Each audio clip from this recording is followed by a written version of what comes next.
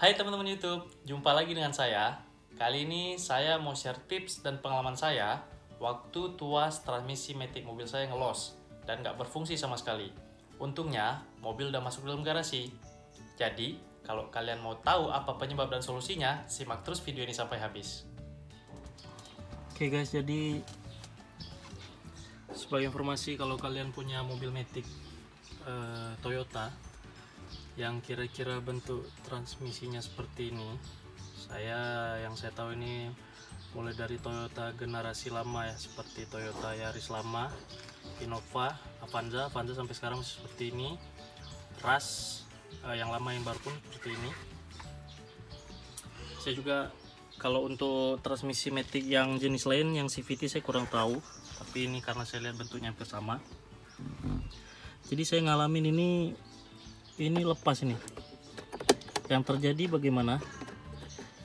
Matic saya los.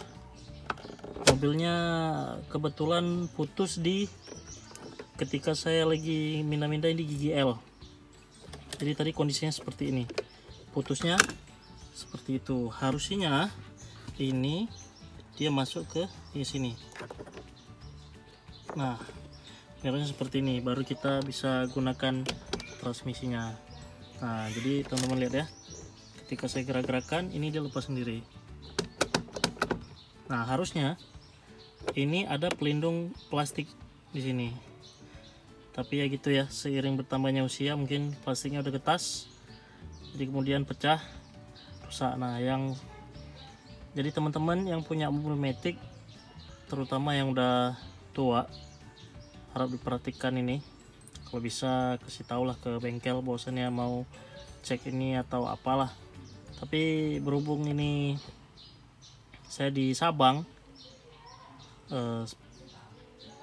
mobil pun nggak bisa jalan kalau nggak diperbaiki. Jadi saya akan berinisiatif untuk memodifikasinya supaya ini nggak lepas, ganjel apalah, mungkin kasih kawat, tapi harus dilubangi dulu. Oke, jadi nanti kita akan buka ini dulu. Selanjutnya nanti kita akan update lagi. Oke, jadi setelah dari mobil tadi saya udah buka transmisinya agar lebih mudah pengerjaannya. Jadi kita angkat sekali, ini lebih mudah pengerjaannya. Nah, jadi ini yang tadi ini, nanti ini kita akan buka, kemudian kita akan melakukan sedikit modifikasi terhadap bautnya agar soket tadi bisa masuk ke dalam sini, kemudian dia tidak akan mudah keluar. Oke teman-teman, jadi waktu tadi proses ngebor saya nggak kasih nampak ya. Jadi kalau teman-teman lihat ini sekarang, yang di bagian ini udah saya bor, bisa lihat ya, ada lubang.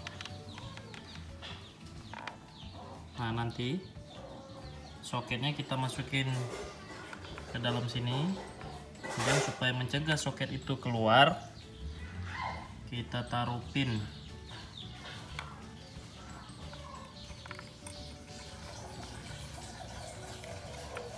Nah, kita pin gini, nanti ini kita bengkokkan.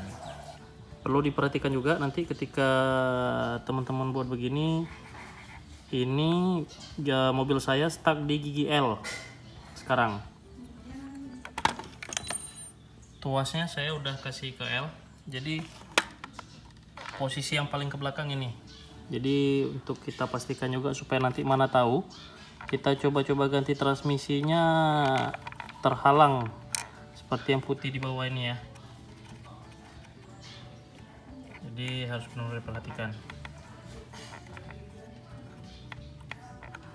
Oke, sekarang kita proses lanjut pasang kembali, kita lihat berfungsi atau enggak. Oke teman-teman, jadi setelah yang tadi kita udah pasang kembali soket di sini.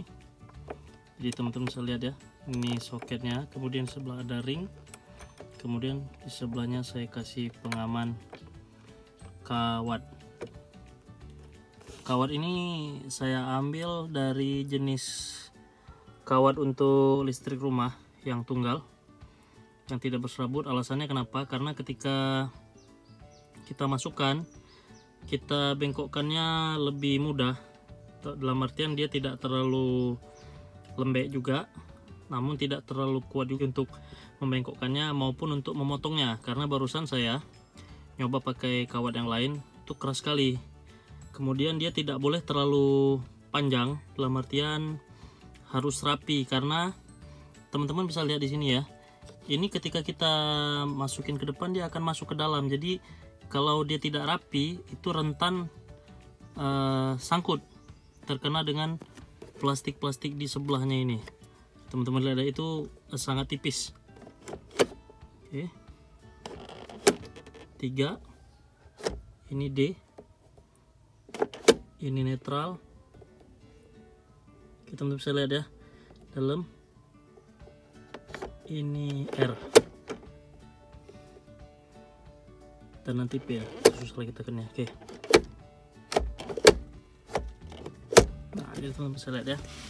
Jadi sekarang sudah aman, insya Allah tidak akan lepas lagi